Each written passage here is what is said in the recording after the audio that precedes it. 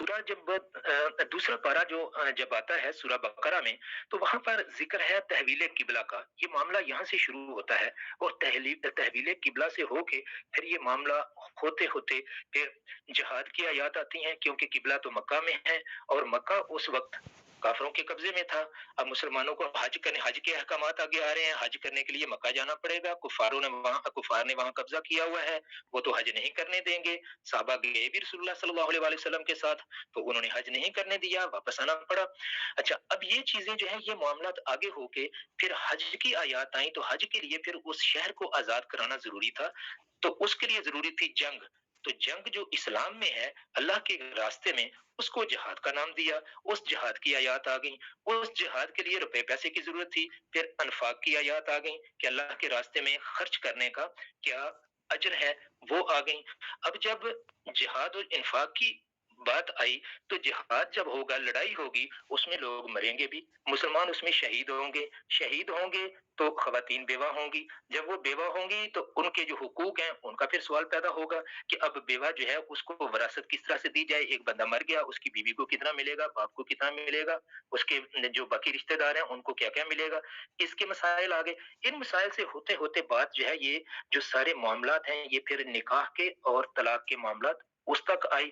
और फिर आगे चल के जब ये मामला खत्म होता है, तो फिर दोबारा उसी मामले की तरफ चले जाते हैं कि नमाज क्योंकि इस्लाम में बुनियादी रुकन है, तो फिर नमाज के अहकामात आगे और आगे फिर बनी इसराइल के कुछ वाक़यात जो हैं वो शुरू हो जाते हैं। तो अब आते हैं आपके इस सवाल की तरफ। इसको हम बड़ी तफ़सील से तकरीबन 5-6 नशिस्तों के अंदर ये सारी चीज़ कंप्लीट हुई है। 3 तलाक वाला जो मामला है, ये मामला हमारे यहाँ आप जानते हैं पाकिस्तान में मुख्तलिफ तबक़ाए फ़िक्र हैं।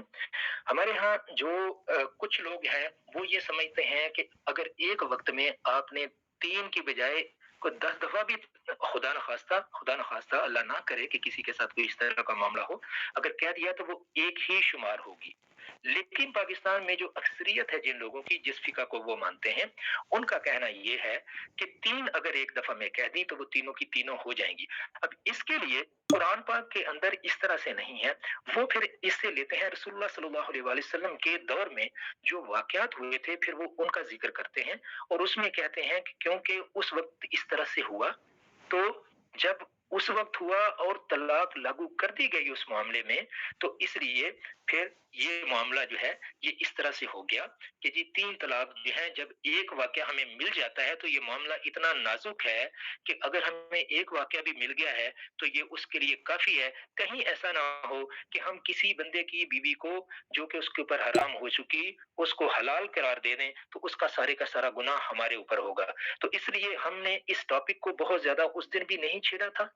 मारिफुल कुरान मुफ्ती शफ़ी साहब की माशाअल्लाह तफ़सीर है, वो क्योंकि जिस फ़िक़ा को मानते हैं, पाकिस्तान में ज़्यादा मानने वाले उसी फ़िक़ा के हैं, तो हमने जितनी डिस्कशन यहाँ अपनी स्पेस में की थी इस मामले में, वो सारी की सारी मारिफुल कुरान के बेस पर थी, ताकि स्पेस के अंदर हर तरह के हमारे पास बहन-भाई आए होते हैं, किसी तरह की कोई बात ना हो।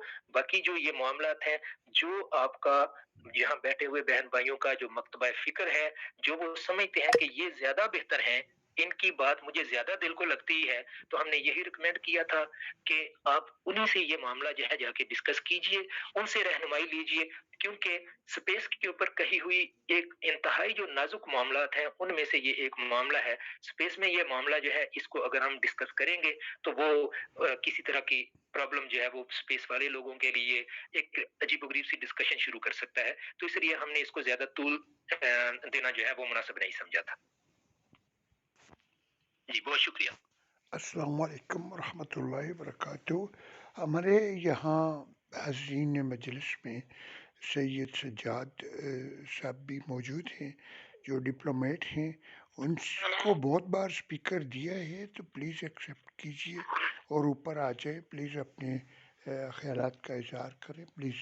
नासिर भाई, आपने अगर मुझसे वो एक्सेप्ट नहीं हो रहा है, उन लोगों को जी, उन्होंने मैसेज किया है कि वो लिसनिंग में बेटर फील कर रहे हैं, तो इसलिए फिर मैंने खामोश हो गया। तो बहुत शुक्रिया शाहिद भाई, खूबसूरत डिस्कशन। सर, अपनी अपनी बारी पे बोलिए, पहले हैंड रेज कीजिए, जिसको जो क्वेश्चन करना है कर सकते हैं।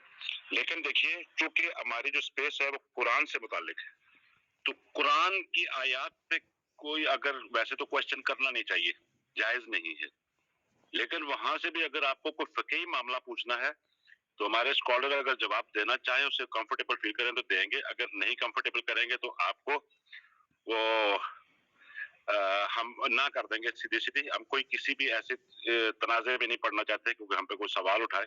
ہم قرآن تک ہی رہنا چاہتے ہیں اور قرآن کا جو معاملات ہیں وہ طلاق رجعی کی طرف ہیں.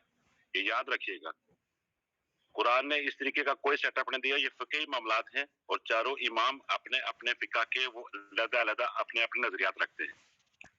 تو حضرت عمر رضی اللہ تعالیٰ عنہ کے دور میں بھی جو طلاق کے معاملات ہوئے تھے وہ بھی ایک کو ہی کنسیڈر کیا گیا تھا. اب چونکہ عدالتی معاملات کے ہیں، یہ حق آپ نے ریاست کو دیا ہے. ریاست کے جو آپ کا اہم ستون ہے آپ کی عدالت، فیملی کورٹ. تو فیملی کورٹ کے اندر یہ ہوتا ہے کہ جب آپ کو اس کا طلاق کا لیٹر جاری کر دیا جاتا ہے، وہ ایک ہی طلاق پہ لیٹر جاری ہوتا ہے. جب وہ جاری ہو جائے تو رجعت کے ٹائم ختم ہونے کے بعد پہلی یعنی جو عدت ہے اس کے رجعت کے ختم ہونے کے بعد اگر عورت دوسری جگہ شادی کر لیتی ہے، حق حاصل ہے، وہ 3 ہی پھر کنسیڈر ہو جائیں گی آٹومیٹکلی، کیونکہ یہ ریاست کا فیصلہ ہے. اگر اس کو رجوع کرنا ہے واپس، دونوں کی مرضی سے ہونا چاہتا ہے تو دونوں کورٹ میں جائیں گے، دونوں رجوع کی صورت لیں گے یعنی لیٹر لیں گے اور دوبارہ سے نکاح کریں گے. یہ ہے ریاستی آپ کے آئین کے تحت جو آپ کی صورتحال ہے. کیونکہ آپ آئین سے باہر نہیں ہیں، ہم معاشرے نے ہم نے تسلیم کیا ہے اس پارلیمنٹ کو جس نے یہ آئین بنایا ہے، تو اس آئین کے تحت ہم لوگ اس کو فالو کرتے ہیں. شکریہ، بہت شکریہ. یہاں تک ہم اس کو کلوز کرتے ہیں. جی یا کا نابودو آپ پہلے بولتے ہیں یا راز بھائی بولیے پہلے آپ. جی شکریہ سب کو. السلام علیکم. ماشاء اللہ بہت اچھے لوگ بیٹھے ہیں، تو سب کو السلام. اللہ تعالیٰ رحم کرے. اچھا میں وہ شراب کے بارے میں بات کرنا چاہ رہا تھا اس وقت. اب بات شراب سے طلاق تک پہنچ گئی ہے ہمارے اسپیس میں. تو بات یہ ہے کہ میں شاہد صاحب سے یہ ریکویسٹ کروں گا. جی جی جی حکم سر. جی کریں بات. میں نے کہا میرا پورا ختم ہو گیا تھا، مجھے نہیں پتا کیا ہوا، لیکن آپ بات کریں پھر کرتا ہوں. اچھا جی. تو اصل میں نا یہ ہے کہ لوگ جو بات کرتے ہیں نا شراب کے بارے میں کہ شراب حرام نہیں کیے، کہ حرام کا لفظ نہیں لکھا ہے قرآن کریم میں شراب کے بارے میں. اچھا اس میں آیا ہے وجتنبو، اجتناب کرو. لیکن جو حرام کا لفظ ہے کبھی ہم نے اس پہ بھی غور کرے، کیونکہ ہم لوگ جو ہے نا وہ حرام کو سمجھتے کہ وہ اردو میں سینس لیتے نا کہ حرام از ویری، مطلب ہے کہ ایبسولوٹلی ناٹ. اچھا لیکن حرام جو ہے وہ حرام کا لفظی مطلب یہ ہے کہ جس سے بچو. اس کا حرام کا بھی لفظ یہ ہے کہ بچنا، جیسے مسجد الحرام کہتے ہیں اور کئی چیزیں حرام مطلب ان سے بچا جائے. تو ان کی عزت ایسی ہے یہ مسجد میں وہ اس طریقے سے. اور اچھا بیچ میں کسی کا مائی اسپیکر شاید آن ہے، میں غلط فہمی ہوئی. تو بات یہ کہ یہ اس سے بھی بچو. اور یہ وجتنبو، اجتناب کرو اس سے. یہ لفظوں کا ایک ہی سٹائل ہے، دونوں کا مطلب حرام ہی وہی ہے کہ جیسے دونوں سے بچا جائے. جیسے سور سے بچتے ہیں ویسے شراب سے بھی بچو. تو یہ ایک ہے. اور شاہد صاحب جو ہے وہ حرام کے لفظ کے روٹ کو ایکسپلین کر دیں کہ حرام کا لفظ نکلا کہاں سے، حرما. تو یہ جو ہے نا کہ حرم جو ہے نا اس کا مطلب کیا ہے بیسک، تو وہاں سے سمجھ آ جائے گی. کیونکہ وہ لوگ کہتے ہیں کہ بھئی یہ حرام نہیں ہے اس لیے تھوڑی بہت پی لو، مطلب گزارا کر لو. وہ یہاں سے نا پلی لیتے ہیں تھوڑی سی. شکریہ شاہد صاحب، آپ ذرا تھوڑی سی میری مدد کریں اور حرام کا لفظ کو مطلب بیان کر دے کہ وہ وجتنبو کے برابر ہی ہے، اجتناب کر رہے ہیں. جی راز بھائی شکریہ. یہ میرا خیال ہے میں نے یہ جب بات کر رہا تھا نا تو اس میں یہ کہہ دیا تھا کہ یہاں پر جو اللہ تبارک و تعالیٰ نے وجتنبو فرمایا ہے نا، لیکن اتنی تفصیل سے میں نے نہیں کہا جو آپ فرما رہے ہیں. تو یہ عمل شیطان اس کو قرار دیا نا. تو شیطان کا عمل جو ہے، اگر ہم جو بات یہ لوگ کر رہے ہیں، ابھی ہمارے ڈاکٹر عبداللہ کہہ رہے تھے کہ یہ فلسفیانہ انداز میں بات کرتے ہیں نا، یہ جب اس طرح کے کویسچن کرتے ہیں تو جو فلسفیانہ انداز میں گفتگو کرنے والے لوگ ہیں وہ تو ہم سے زیادہ اس چیز کو سمجھیں گے کہ جب ایک چیز کو یہ کہہ دیا جائے کہ یہ عمل شیطان ہے اور شیطان کے بارے میں اللہ نے فرمایا کہ یہ تمہارا کھلا دشمن ہے، تو کھلے دشمن کے جو اعمال ہیں وہ ہمارے لیے کیا حلال ہوں گے؟ اگر حلال نہیں ہیں تو پھر دوسری چیز ہے کہ وہ حرام ہوں گے، اور تیسری چیز پھر یہ ہے نہ وہ حرام ہوں گے نہ حلال ہوں گے. تو کیا شیطان کے جو اعمال ہیں ان کے بارے میں ہم یہ کہہ سکتے ہیں کہ وہ نہ حرام ہے نہ حلال ہے؟ میرا نہیں خیال کیسے ہم کہہ سکتے ہیں. ایک ہی چیز ہے کہ وہ سارے کے سارے حرام ہیں. شیطان جن چیزوں کا حکم دیتا ہے وہ سارے کے سارے حرام ہیں. اور اللہ نے شراب کے بارے میں فرمایا فَاجْتَنِبُوهُ. اسی آیت میں جو بھی ہم نے پڑھی تیسری آیت جو فائنل آیت تھی شراب کی حرمت کے بارے میں وہ یہ تھی. اب ہم آتے ہیں اس لفظ کی طرف. دیکھیں جب ہم لفظ حرام کا استعمال کرتے ہیں نا، جیسے راز بھائی آپ نے ماشاءاللہ مسجد حرام کا ذکر کر دیا. اب حرام، حرمت جو ہے، ایک چیز یہ ہے کہ ایک چیز متبرک ہے تو اس کی حرمت ہے. اس کی حرمت کیا ہے کہ متبرک چیز برکت والی چیز ہے یا عزت والی جگہ ہے. اس عزت والی چیز یا عزت والی جگہ کے قریب کوئی ایسا کام نہیں کرنا کہ جو کہ تم کسی ایسی جگہ پہ کر لو تو وہ جائز ہوتا ہے جو اس جگہ کے علاوہ ہو. مثال کے طور پر لڑائی جھگڑا کرنا. عام جگہوں پہ لڑائی جھگڑا شروع ہو جاتا ہے. لڑائی جھگڑا ٹھیک ہے، معاملے کو سلجھانے کے لیے لوگ لڑائی جھگڑا کر رہے ہیں. اگر لڑائی جھگڑے سے ان کا معاملہ سلجھتا ہے، جنگ لگتی ہے، لگ جائے، لیکن معاملہ سلجھتا ہے. زیادتی نہ کسی کے ساتھ کریں. لیکن اس لڑائی جھگڑے کو حرام کر دیا اسی علاقے میں کہ یہ جو حرم کا علاقہ ہے اس میں تم لوگ نہیں کر سکتے. شکار کرنا باقی جگہوں پہ جائز ہے، یہاں پر نہیں کر سکتے. تو یہ حرمت کی دو مثالیں ہم نے دیکھ لی.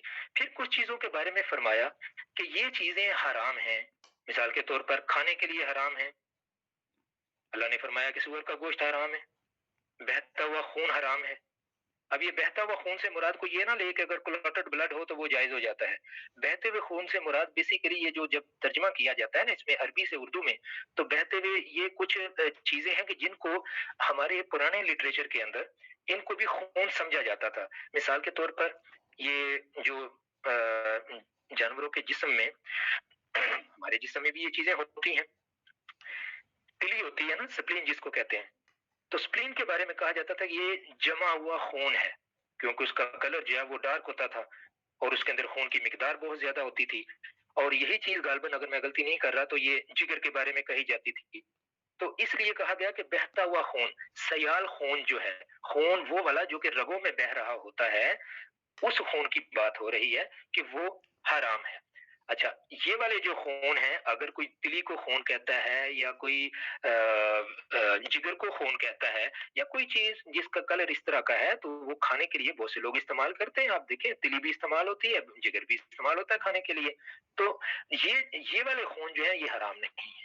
تو جو بلڈ ہے، پراپر بلڈ جس کو ہم کہتے ہیں، بلڈ بایولوجیکلی جس کو بلڈ کہا جاتا ہے، وہ والا حرام ہے. اچھا جی، تو وہ حرام ہے. سور کا گوشت حرام ہے، شراب حرام ہے. اب یہ چیزیں حرام کیا مطلب ہوا؟ یہاں پر حرام سے مراد یہ ہوا ان کی حرمت یہ وہ والی حرمت نہیں ہے جو ہم نے وہاں پہلی کیٹیگری میں دیکھی. یہ حرام اس وجہ سے ہوئی کہ اللہ تبارک و تعالیٰ نے ان کے جو برے اثرات ہیں، نجس اثرات ہیں ہمارے جسم کے اوپر اور ہمارے اخلاق کے اوپر، ان سے اللہ تعالیٰ نے ہمیں بچانے کے لیے ان چیزوں کو ہمارے لیے حرام قرار دے دیا اور فرما دیا کہ ان کے قریب نہیں جانا، یہ چیزیں تم استعمال نہیں کر سکتے. تو یہ اس سینس میں ہم اس کو حرام کہہ دیں گے. تو باقی بات راز بھائی آپ نے ماشاءاللہ بہت اچھی کی کہ جب اجتناب کا ذکر آ گیا کہ ان سے بچو، ان سے بچو، بچ کے رہنا ان سے، تو اس کا مطلب ہے خطرناک چیز ہے. اور ساتھ پھر اس کی تفصیل بیان کر دی کہ یہ شیطان اعمال شیطان میں سے ہے. تو شیطانی اعمال کوئی بھائی یا کوئی بہن یا دنیا کا کوئی فلسفی ان کے بارے میں کبھی کہہ سکتا ہے کہ شیطان کے کام تو بھائی حلال کے کام ہیں؟ کوئی بھی نہیں کہے گا. سارے کہیں گے وہ حرام کے کام ہیں. جو وہ کرتا ہے وہ سارے کے سارے ہمارے لیے نقصان دہ ہیں. تو اس لیے ہم سب اپنے آپ کو ان چیزوں سے بچائیں. یہ شیطان کے وسوسے ہیں سارے کے سارے جس سے وہ انسانوں کو پھنسانے کی کوشش کرتا ہے.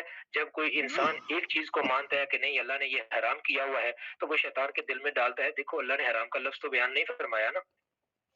تو لفظ کو اگر سمجھنا ہے، مثال کے طور پر اگر کوئی یہ کہتا ہے کہ بھئی لفظ ایسا نہیں ہے، تو ان کو ہماری طرف سے یہ ایک ایسے مطلب بھائیوں اور بہنوں کو جو کہ چاہتے ہیں کہ اللہ میرے لیے یہ الفاظ بیان کرتا، جیسے وہ بنی اسرائیل والے کہتے تھے نا اللہ ہمارے سامنے خود کیوں نہیں آ جاتا. اور کفار نے بھی رسول اللہ صلی اللہ علیہ وسلم سے اس طرح سے کہا کیا میں تو نظر نہیں آتا.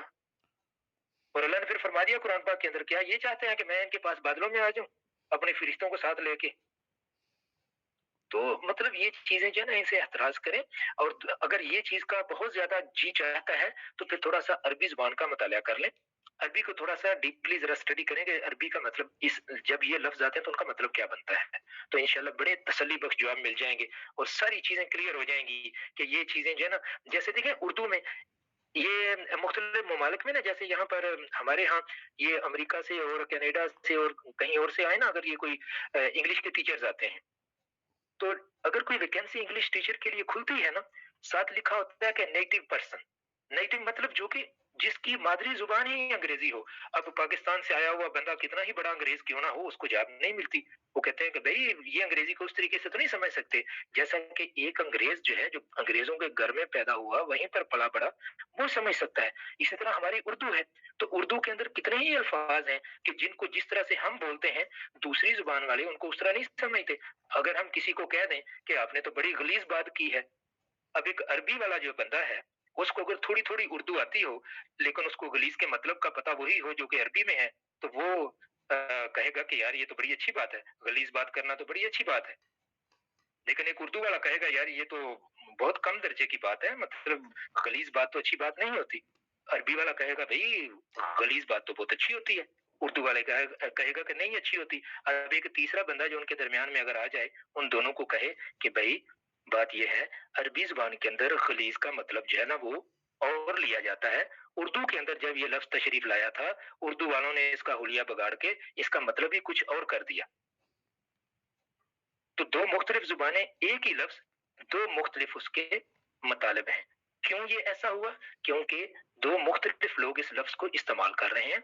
तो जिन लोगों को इन चीजों में कोई शक गुजरता है ना, तो देखें इसमें कोई शर्म वाली बात नहीं है, किसी जुबान को हम सीखें, और खासतौर पर कुरान की जुबान को। कुरान तो इतना बड़ा अल्लाह तबारक व तआला ने हमें अपनी नेमत अता फरमाई, अल्लाह ताला के अल्फाज हैं ये।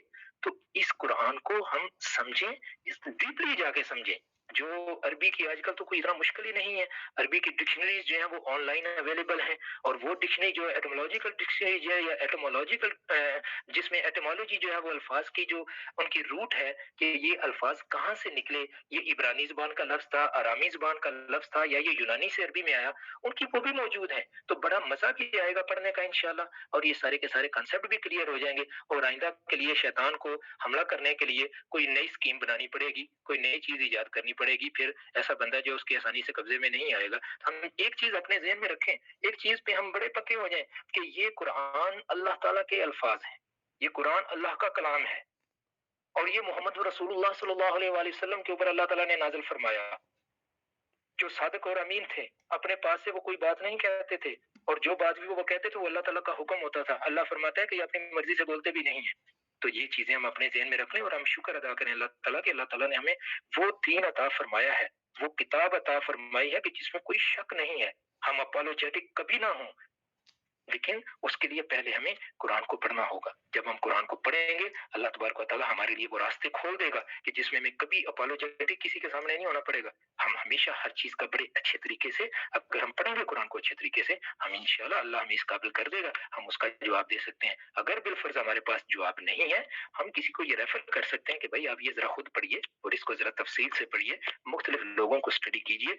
और खुसूसी तौर पर जो हमारे इस तरह के दोस्त बहन या भाई आते हैं कि जिनको अशकाल होते हैं जुबान के मामले में, मैं रिकमेंड करूंगा उन्हें कि वो अल्लामा मोहम्मद असद साहब का अंग्रेजी में किया हुआ द मैसेज ऑफ कुरान, ये तर्जमा जरूर पढ़ें, इंटरनेट पे अवेलेबल है।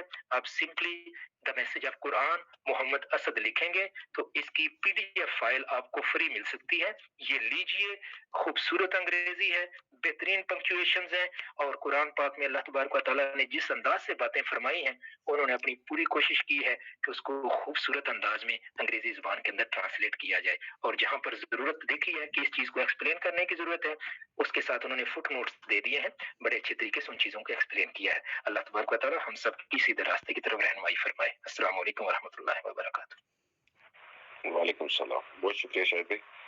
शकील भाई आप मौजूद हैं नीचे, आप माइक ले लीजिए प्लीज। जी वारिस भाई आप बोलिए। मैं बात कर रहा था, मेरा कनेक्शन असल में, मैं गाँव आया हुआ हूँ तो वो डिस्कनेक्ट हो गया था। मैं कंक्लूड करना चाह रहा था इसी शराब का जो बात कर रहा था। तो बात ये मैं कंक्लूड इस तरह से करना चाह रहा था कि देखिए कुरान के जितने अहकाम हैं اس کے 3 درجات ہیں اس کو انڈرسٹینڈ کرنے کے جو کیے گئے آپ صلی اللہ علیہ وسلم کے دور میں جو سارا. پہلا ڈائریکٹ قرآن سے جو ڈائریکٹ میننگ ہے جن میں کوئی امپلائڈ میننگ نہیں آتے, ہر شخص جو ہے اس کو انڈرسٹینڈ کر سکتا ہے. دوسرا یہ ہے کہ جو پھر آپ صلی اللہ علیہ وسلم کی زندگی جو ہے وہ چونکہ قرآن کی تھی, ایک تفسیر ہے آپ صلی اللہ علیہ وسلم کی زندگی, جیسے حضرت عائشہ رضی اللہ تعالیٰ عنہ نے فرمایا تھا کہ اس جو سوال کے اوپر کہ آپ صلی اللہ علیہ وسلم کی سیرت کیسی ہے, تو فرمایا کہ جی سراسر قرآن. تو آپ صلی اللہ علیہ وسلم کی سیرت سے. پھر تیسرا جو سٹیپ ہے وہ صحابہ کا ہے جو صحابہ سے. تو اب اگر ان تینوں کو دیکھیں قرآن پاک میں شراب کی جو بات ہے ان تینوں میں تلاش کریں پھر جا کے وہ جواب جو ہے نا وہ آپ کو درست ملے گا. قرآن سے حرام لفظ نہیں ہمیں ملتا لیکن اس سے منع کرنے کا لفظ ہے, باز رہنے کا لفظ ہمیں مل جاتا ہے اس کی جو تشریح. لیکن آپ صلی اللہ علیہ وسلم کی زندگی میں پھر آگے جب اس آیت کی حرمت آئی تو آپ صلی اللہ علیہ وسلم نے انڈیکیٹ کیا اس قرآن پاک کی اس شراب کے بارے میں جو آیت تھی عیسیٰ کی جو ہے نا وہ علیہ وسلم نے ایک منادی والے کو کہا کہ جاؤ جا کر کر دو. تو انہوں نے جب سنا وہ اعلان جو حدیث صاحب صلی اللہ علیہ وسلم کا جو فرمان, تو اس میں ایک لفظ تھا استعمال ہوا تھا اللہ. آپ صلی اللہ علیہ وسلم کی حدیث ہے کہ خمرہ قد حرمت. تو جب یہ اناؤنس ہوا تو ابو طالع کہتے ہیں کہ جی جب ہمارے کان نے یہ لفظ پڑھا کہ آپ صلی اللہ علیہ وسلم نے شراب کی جو حرمت ہے اس کا اعلان کر دیا ہے, تو اسی وقت وہاں روک کر کہا کہ یہ ساری اٹھاؤ اور مدینے کی گلی میں پھینک دو. تو انہوں نے اس کو پھینک دیا. تو صحیح بخاری میں یہ حدیث موجود ہے جس میں حرمت کا لفظ حرام کا لفظ استعمال ہوا ہے. تو بات دراصل یہ ہے کہ ہمیں پھر صحابہ نے اس کو عمل کیا, صحابہ نے ایک لمحہ ضائع نہیں کیا, تو اس کو بالکل جیسے سنا تو اس کے اوپر عمل کر کو خالی ڈائریکٹ جو لوگ نہیں سمجھ سکتے پھر ان کو ریزارٹ کرنا چاہیے ہر صورت آپ صلی اللہ علیہ وسلم کی سیرت کی طرف, اور سیرت کو دیکھیں کہ صحابہ نے کیا ہے. یہ 3 سٹیجز ہیں جس سے ہمیں اخذ کر سکتے ہیں. تو شراب کی حرمت کا لفظ جو ہے آپ صلی اللہ علیہ وسلم کی احادیث میں موجود ہے, اور یہ جو الا ان الخمر قد حرمت یہ آپ صلی اللہ علیہ حدیث میں فرمایا ہے, صحیح بخاری میں موجود ہے. تو لہٰذا میں بعض اوقات لوگ کوشچن کرتے ہیں اس لیے کہ قرآن سے وہ چیز نہیں ملے گی, یہ لفظ لوگ تلاش کرتے رہیں گے تو یہ پریشان ہوں گے, موقع پہ جواب نہیں دیں گے, ہم کہیں گے کہ کون سا اسلام ہے جس کو تم فالو کرتے ہو. تو لیکن بات دراصل یہ ہے کہ اگر کہیں نہ بھی ایسا ہو تو پھر بھی دین دین ہے, اللہ اللہ ہے. وہ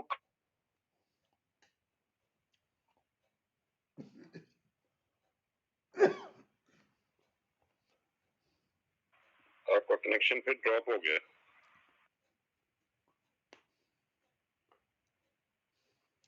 وارث بھائی کی آواز آ رہی ہے کسی کو؟ مجھے نہیں آ رہی ہے. وارث بھائی کی آواز پھر بند ہو گئی. آواز بند ہو گئی. ماشاءاللہ بہت کی بات. جی شکیل بھائی السلام علیکم ورحمۃ اللہ وبرکاتہ. وعلیکم السلام ورحمۃ اللہ وبرکاتہ. آپ کے متعلقہ کوشچن تھا پہلے لیکن آپ نہیں تھے, چلو الحمدللہ آپ. اچھا, ابھی جو بات ہو رہی تھی قرآن کو سمجھنے کے حوالے سے, تو ہم سب نے وہ رحیق المختوم اس سے پہلے سیرت کی کتاب پڑھی ہے. اس کا مصنف کا تعلق ہندوستان سے تھا, صفی الرحمن مبارک پوری صاحب. جب اس انٹرنیشنل مقابلے میں وہ پہلے نمبر پر آیا, اس کے بعد اس کو مدینہ یونیورسٹی میں ریسرچ سینٹر میں وہ ایز اے ریسرچر کام کرتے تھے. جب ہم وہاں پہنچے تو غالباً وہ چھوڑ چکے تھے. وہ چھوڑ کر پاکستان کے دارالسلام والوں نے اس کو ہائر کیا تھا ریاض کے لیے. تو ایک بار جو نا وہ آخری ایام میں تھے ان کے, وہ ایک تشریف لائے مدینے میں. تو ایک محفل جمی تھی اور ان کو دعوت دی تھی, انہوں نے اس کے پر لیکچر دیا تھا. تو انہوں نے ایک خوبصورت بات کی تھی. انہوں نے طلباء کو نصیحت کی تھی کہ ہمیشہ قرآن مجید کے ساتھ ساتھ صحیح بخاری مسلم جو مختصر ہے, مختصر وہ ترجمے کے ساتھ ہمیشہ اپنے مطالعے میں رکھے, جس سے آپ کو بہت سارے مسائل, بہت سارے الجھنیں ان کا جواب مل جائیں گے. اور اس لیے جو ہے نا ہمارے برصغیر میں ایک زمانے میں جب علم ہوتا تھا اس وقت جو ہے نا احادیث کی کتابوں کو بسند کے ساتھ تسلسل سے شروع سے آخر تک پڑھنے کا رواج بھی تھا, اور اس میں سمجھنے کی کوشش بھی کرتے تھے, کیونکہ دین جو ہے نا قرآن کی تشریح ہمیں آپ صلی اللہ علیہ وسلم کی زبانی یا آپ صلی اللہ علیہ وسلم کے افعال, اقوال اور کردار سے ملتے ہیں. تو میں سمجھتا ہوں جو مبارک پوری صاحب نے جو سیرت لکھی ہے رحیق المختوم، وہی اس چیز کا آپ کی صلی اللہ علیہ وسلم کی سیرت کا نچوڑ ہے. جیسا کہ اس سے پہلے بھی ایک دفعہ بیان ہوا تھا، سیرت اگر ہم تفریق کرنے پہ آ جائے، فرق بیان کرنے پہ آ جائے، تو رسول اللہ صلی اللہ علیہ وسلم کی سنت اور سیرت کا فرق، سیرت میں زیادہ تر آپ کے جنگی احوال اور غیر مسلمین سے آپ کا احوال، آپ کا معاملات اور تعلق کس انداز میں رکھنا، یہ زیادہ بیان ہوتا ہے، اور سنت میں عام جو احکام اور شرعی واجبات سنن وغیرہ بیان ہوتا ہے زیادہ تر. تو اگر اس حوالے سے جو نا ہم ویسے ہر ایک قرآن مجید کو سمجھنے کے لیے اگر کوئی بھی جب اشکال آئے تو صحیح بخاری اور مسلم کی، خصوصاً صحیح بخاری کی جو علامہ زبیدی کی جو مختصر صحیح بخاری ہے، صرف سند ختم کر کے صرف متن کا جو ترجمہ کیا گیا ہے، اردو میں موجود ہے اور انگلش میں بھی ہے، تو اگر اس کو زیر مطالعہ رکھیں تو بہت ساری چیزیں جو نا واضح ہو جائیں گے اور اشکالات غالباً اس کا جواب مل جائیں گے.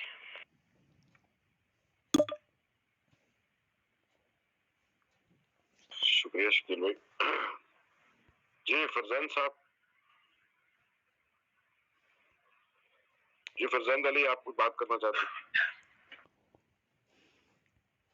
جی سر، بس مجھے تو اپنے سوال کا جواب مل گیا، بہت اچھا ہوا. بس صرف اگر آپ کے پاس ٹائم ہے تو ایک اور چھوٹا سا کوشچن ہے اس کے ساتھ، کہ ہم سے اگر اس قسم کے کوشچن پوچھے جاتے ہیں ایتھیسٹ لوگ کے یا ہندوز کی طرف، تو ہم اس کو کس طریقے سے ڈیل کر رہے ہیں جس کے بارے میں ہمیں نالج نہ ہو، یا ہم پھر اس طریقے سے وہ طنزیہ جملے بھی بولتے ہیں جس کو ہم بعض دفعہ برداشت کرنا مشکل ہوتے ہیں. تو آپ لوگوں کی اگر رائے دے اس پہ گائیڈ لائن دے.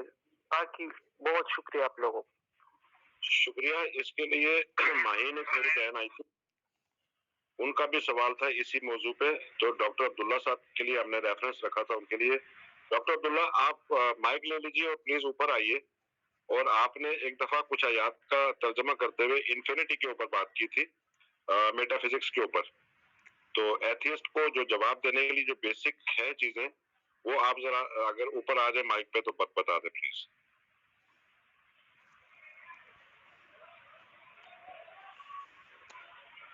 ڈاکٹر عبداللہ مائک لے لیں پلیز. وارث بھائی آپ بھی مائک لے لیں.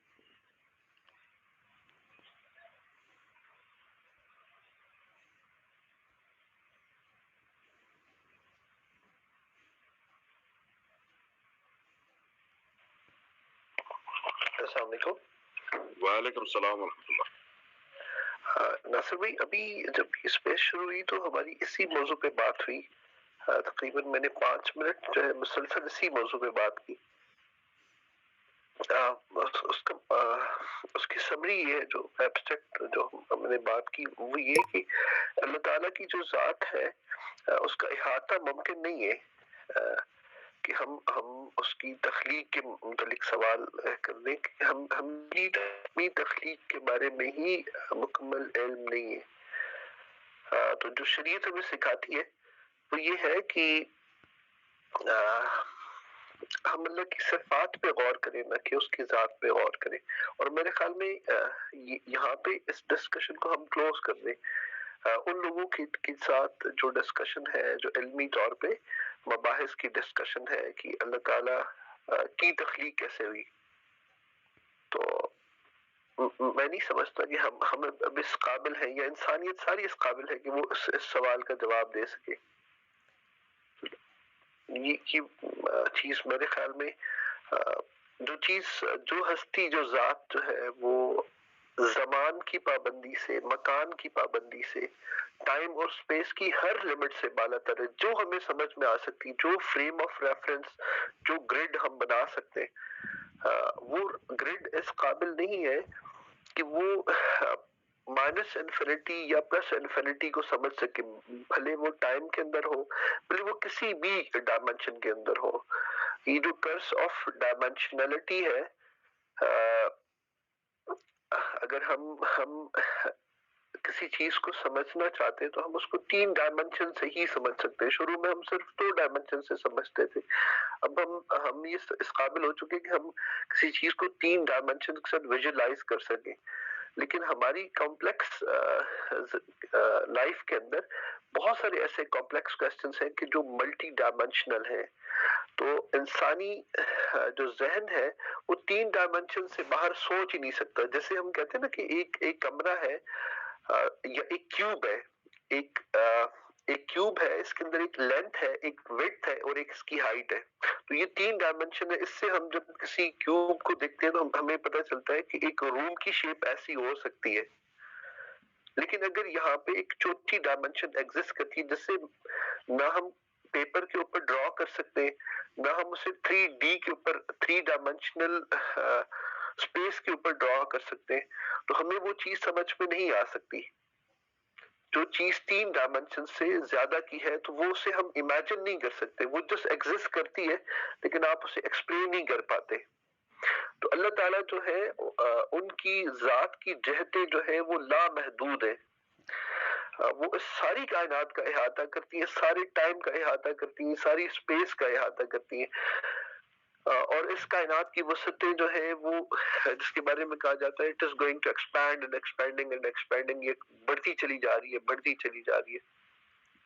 تو جب ہم 3 ڈائمینشن سے باہر نکل کے نہیں سوچ سکتے, تو اللہ تعالیٰ کی وہ عظیم ذات جس نے اس کو تخلیق کیا, اور ہماری اپنی جو انسانی تاریخ ہے وہ جو نون تاریخ ہے جسے ہم نے سارے ایویڈنسز کے ساتھ, سارے ایمپیریکل ایویڈنسز کے ساتھ ملا کے جمع کیا ہے, وہ 4,500 سے پیچھے کا ہمیں کچھ بھی علم ہی نہیں. تو ہاؤ از اٹ پاسبل کہ ہم اللہ رب العزت کی ذات کو سمجھ پائیں؟ تو یہ جو چیز ہے میں یہ سمجھتا ہوں کہ یہ ڈسکشن جو ہے جب ہمارے وہ دوست احباب جو ایتھیسٹ کی محفلوں میں جا کے بیٹھتے ہیں, ان کی اسپیسز میں جا کے بیٹھتے ہیں اور وہ ان سے کوشچن کرتے ہیں, اور یہ لاجیکل کوشچن ہے لیکن اس کا جواب ان کے پاس بھی نہیں ہے, کیونکہ وہ جس چیز کو ہم مذہب کہتے ہیں اور جو سپر سیٹ ہے, سائنس ایک سب سیٹ ہے جس کے اندر چند محدود چیزیں, تو جب وہ ایک سب سیٹ سے ایک سپر سیٹ کو سمجھنے کی کوشش کرتے تو یقیناً وہ اس کا جواب نہیں پاتے. ہوپ کہ جو میں سمجھتا ہوں وہ میں بیان کر چکا ہوں. میرا چونکہ علم بڑا محدود ہے, میں اس کو ساری چیز کو ایکسپلین شاید اس طرح سے نہیں کر پا رہا. شاید بھائی یہ سر استاد محترم محمد وارث صاحب جو ہے وہ اسے ایکسپلین کر سکے. راز بھائی نے بھی ہاتھ کھڑا کیا ہے, اگر راز بھائی اس میں کوئی ایڈیشن کر سکے. السلام علیکم ورحمۃ اللہ. وعلیکم السلام ورحمۃ اللہ. جی راز بھائی آپ کچھ کہہ رہے ہیں؟ نہیں ڈاکٹر صاحب, آپ کے اوپر تو کون ایڈیشن کرے گا, لیکن یہ ہے کہ ہم تو نہیں کر سکتے. لیکن یہ ہے کہ مجھے ایک بات خیال آئی تھی تو میں نے کہا وہ میں آپ کے بات کے بعد کرتا ہوں. وہ ایک ایسے واقعہ یاد آیا کہ یہ بالکل صحیح بات ہے کہ بھی ہمارا تو ذہن اس حد تک محدود ہے کہ ہم نہیں سمجھ سکتے. ہم تو بس وہ چھوٹی موٹی کہ دن ہو گیا, رات ہو گیا, اور یہ چھوٹی چھوٹی چیزیں سمجھتے ہیں. اپنا ایک واقعہ یاد آیا کہ جب ہم لوگ انجینئرنگ میں پڑھتے تھے تو ہاسٹل میں رہتے تھے, تو اس وقت بھی ایتھسٹ تھے. میرا روم میٹ, اب آپس میں باتیں ہوتی تھی, کوئی کہتا نہیں یار اچھا نہیں کوئی نہیں, کوئی رب روب کوئی نہیں ہے, بس ساری سائنس ہے, یہ ہے وہ ہے. تو میرا روم میٹ تھا وہ بڑا اس کو سمجھاتا رہا پہلے, پھر اس کو تنگ آ کہتا ہے پنجابی میں کہتا تو ہے دس کہ اے مجھ نو کی عقل ہونی ہے کہ وی سی آر دے وچ کی ہے گا. وی سی آر پڑا تھا سامنے, انہوں کی پتا ہے کہ یہ کی ہے گا. بس سیدھی سی اس نے بات کی, تو بہت ساری وہ اس کے بعد کوئی بات کرنے کی کسی کو ضرورت نہیں پڑی. تو کہتا ہے تو مجھ کو پوچھ کہ یہ وی سی آر کی ہے گا, جی دس دو تو میں بھی دس دیا گا رب کی ہے گا. بس ختم ہوئی بات. وہ اچھا, اور بالکل یہی واقعہ نا کسی وقت اردو میں کیا بولا تھا اس نے, کیا بولا اس نے بولا کہ کسی بھینس سے پوچھ کے بتاؤ یا کسی جانور سے پوچھ کے بتاؤ کہ بھی یہ وی سی آر کیسے بنا ہے. اس نے یہ کہا تھا کہ کیسے بنتا ہے, کیسے کام کرتا ہے, اس کے اندر کیا ہے, کچھ ہے, کوئی بتا سکتا ہے, کوئی ذرا بھی نہیں بتا سکتا. اسی طریقے سے اللہ تعالیٰ کے بارے میں انسان نہیں بتا سکتا. ہم ایک محدود ہیں, ہماری ڈائمینشنز, ہماری سوچیں محدود ہیں. ہمارا اتنا سا دماغ ہے, اللہ تعالیٰ نے مخلوق میں سب سے زیادہ دماغ دے دیا, بس اتنا ہی ہمارا ہے, اور اس سے بڑھ کے نہیں ہے, کوئی لامحدود نہیں ہے ہم. تو تو اچھا اسی طریقے سے کسی بدو سے پوچھا، کسی مطلب کہیں پہ میں نے واقعہ لکھا پڑا تھا کہ بدو سے پوچھا کسی ایتھسٹ نے، گورے نے جا کے کہ اس سے میں پوچھتا ہوں، یہ بیٹھا ہوا تھا کہیں ریگستان میں بکریاں چرا رہا تھا، تو اس نے پوچھا کہ بھئی تجھے کیا پتا بھی یہ رب کون ہے؟ اس نے کہا یار مطلب میں کی گل کراں تینوں، میں کیا بتاؤں تجھے؟ تھوڑا سا اس نے ادھر ادھر دیکھا، وہاں پہ اونٹ کی کوئی مینگنیاں پڑی تھی. اس نے کہا کہ یہ بتایا کہ اونٹ ہے یہاں پر، یہ اونٹ بھی چل رہے تھے سارا کچھ. اس نے کہا ہاں. اس نے کہا کیسے پتہ لگا؟ اس نے کہا یہ مینگنیاں پڑی ہے نا، اس سے پتہ لگا کہ اونٹ آیا تھا یہاں پر. تو مطلب قرائن سے پتہ لگتا ہے کہ اللہ تعالیٰ، جیسے ڈاکٹر صاحب نے کہا نا کہ اللہ تعالیٰ کو صفات سے پہچانو، اس طریقے سے قرائن سے پتہ، مطلب ہے کہ اس کی ایگزسٹنس سے پتہ لگتا ہے کہ اٹ ہیپنڈ. جیسے ہمارے ہاں جتنے حادثات ہوتے ہیں، کوئی جرائم ہوتے ہیں، تو وہ کیسے پتہ لگتے ہیں؟ وہ ہم ہوتے ہوئے تو نہیں دیکھ رہے ہوتے، وہ اس کے نشانات موجود ہوتے ہیں کہ دیز ہیپنڈ ہیئر. تو جو آس پاس جو ہے نا کہ جو قرائن ہے، جس کو ہم قرائن کہتے، کیا اردو میں مطلب ہے، کیا اس کا کیا ترجمہ ہوگا؟ مطلب جو اس کے نشانات موجود ہیں، اس کے حادثات، کلوز. ہاں قرائن، بالکل. تو وہ جو ہے نا وہ بتاتے ہیں کہ یہ ہوا تھا، یہ ہوا ہے. اب یہ بگ بینگ کا بھی انہوں نے بھی جو سوچا ہے، تو کوئی مطلب ہے کوئی اس کے بھی کوئی ریزنس ہے نا، تو سوچا ہے اس کے بھی قرائن ہیں. ان کو کہاں سے پتہ لگ گیا کہ بگ بینگ ہوا تھا؟ اس کے بھی قرائن ہیں. تو قرائن سے ہی اللہ تعالیٰ پہچانا جاتا ہے کہ وہ بھی بگ بینگ بھی اللہ تعالیٰ نے کیا تھا، وہ خود تو نہیں ہو گیا تھا، وہ بھی اللہ تعالیٰ نے کیا تھا. Every thing is plan. Planning کے بغیر تو کچھ نہیں ہوتا. شکریہ سر. بالکل ایسا ہی ہے راز بھائی، بالکل ایسا ہی. جی ماریا بہن، السلام علیکم ورحمۃ اللہ. السلام علیکم. میں سن رہی ہوں ناصر بھائی، بہت اچھے ڈسکشن چل رہی ہے. یہی المیہ ہے ہم لوگوں کا کہ ہم لوگ ان دیواروں کے ساتھ ٹکر مارنے کی کوشش کرتے ہیں جن کو گرانے سے فائدہ نہیں ہے. وہ اللہ تعالیٰ نے قرآن میں کہہ دیا کہ میں نے ان کے دلوں پہ مہر لگا دی ہے، اور جب اللہ تعالیٰ چاہیں گے تو ان کی دل کی ان کی مہریں ختم ہوں گی. تو فائدہ نہیں ہے ان لوگوں کے ساتھ کسی بھی قسم کی بحث کرنے کا. میں ہمیشہ ایک بات کہتی ہوں کہ اللہ کو دلیل کی ضرورت نہیں ہے، اور نہ ہی میرا اللہ اتنا سستا ہے کہ میں اس کے لیے لوگوں کو دلیلیں دیتی پھروں کہ اللہ ہے. یہ تو آپ کے اندر سے دل سے اٹھتی ہے. وہ جب کہتا ہے کہ میں نہیں سما سکتا تو کائنات کی وسعتوں میں بھی نہیں سما سکتا، اور اگر میں سمانے پہ آؤں تو ایک مومن کے دل میں سما سکتا ہوں. تو بات سوچنے کی یہ ہے کہ کیا ہم مومن ہیں؟ ہم تو صحیح مسلمان بھی نہیں ہیں. تو یہ تو وہی والی بات ہے کہ سورج کو چراغ دکھا دینا. تو بس اتنا ہی میں کہوں گی. جزاک اللہ خیر. شکریہ. اچھا ایسا ہے کہ یہ اللہ ہی جانتا ہے، اور یہ اللہ ہی کا حق ہے کہ مومن کون ہے اور اس کا کس کا دل پاکیزہ ہے. انبیاء کو چونکہ ڈکلیئر کر دیا اللہ تبارک و تعالیٰ نے اس روئے زمین کے اوپر کہ یہ پاکیزہ دلوں والے ہیں، یہ مومنین ہیں، یہ میرے دوست ہیں، یہ میرا حکم بجا لانے والے ہیں، ان کے لیے ڈکلیریشن موجود ہے. لیکن باقی جتنے بھی انسان دنیا میں موجود ہیں، اللہ جس سے چاہتا ہے اس کے دل کی گہرائی کھول دیتا ہے. اللہ جس سے چاہتا ہے اسے کتاب کا علم عطا کرتا ہے، اور جس سے چاہتا ہے اس سے اس کے آگے کام لیتا ہے. تو یہ تو اللہ کا اختیار ہے، وہ جس سے چاہے لے. چونکہ یہ حسب نسب کی جو بات ہوتی ہے، اگر حسب نسب پہ جائے تو پہلے بنی اسرائیل بھی ایسے ہی سوچتے تھے کہ ہم سے بہتر کوئی نہیں، تو اسی تکبر کے اندر وہ ماریں گے. اللہ تبارک و تعالیٰ نے مسلمانوں کو ایک بشارت دی ہے کہ آپ سب سے بہتر امت ہے. تو اس لیے ہمیں کبھی کبھی گفتگو کے دوران ہم یہ احساس دلاتے ہیں دنیا کو، یا احساس ہم اپنے آپ کو دلاتے ہیں کہ ہم سپیریئر ہیں.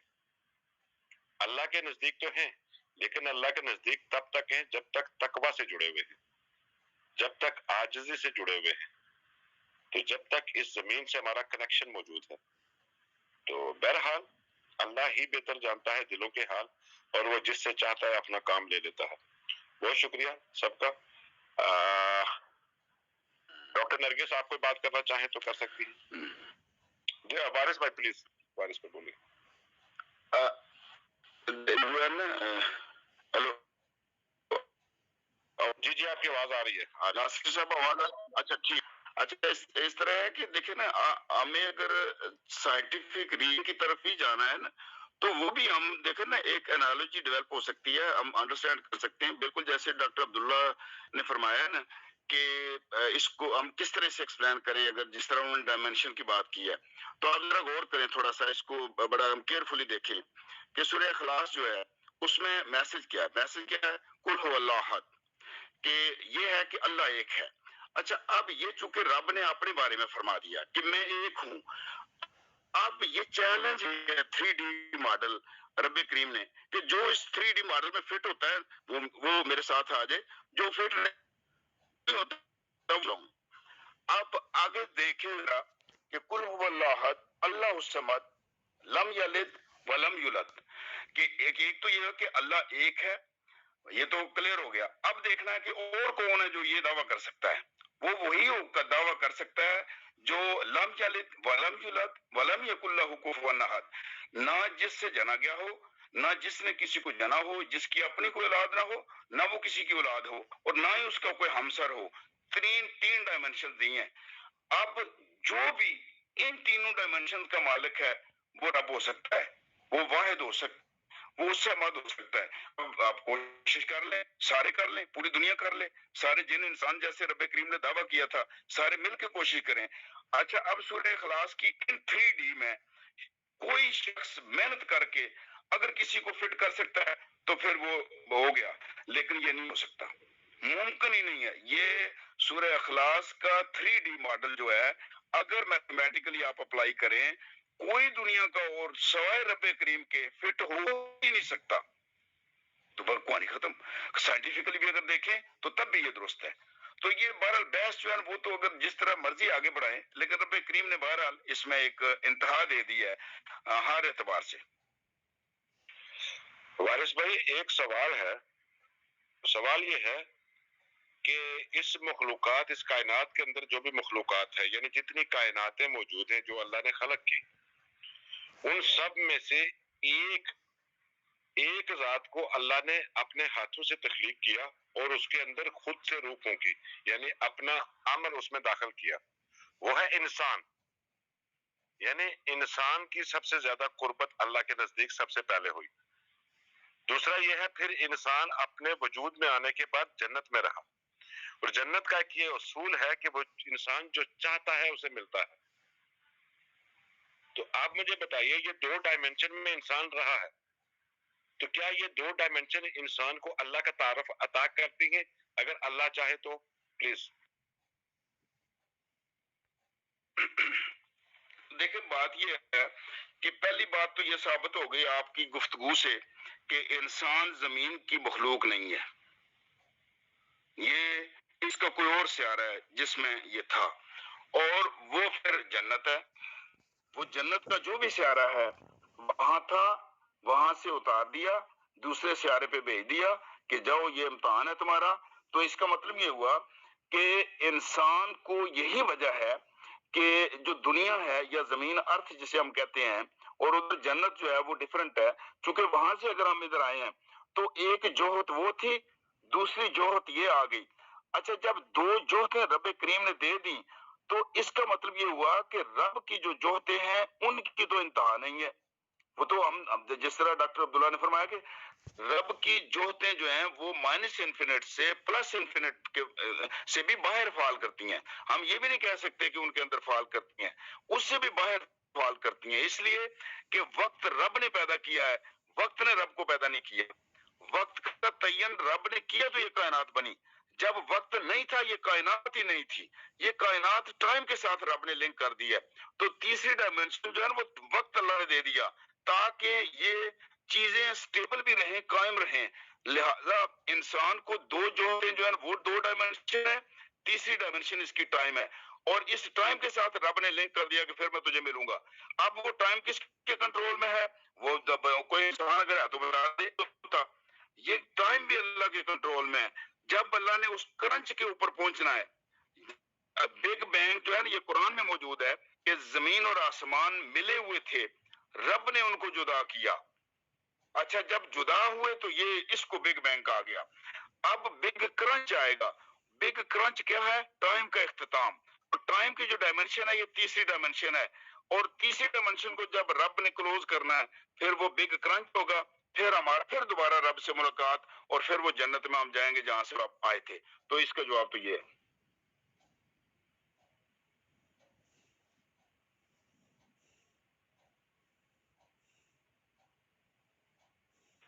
خوبصورت ہو گئی بات جی، ٹھیک ہو گیا جی. کسی اور بہن بھائی کو بات کرنی ہو تو مائک لے سکتے ہیں.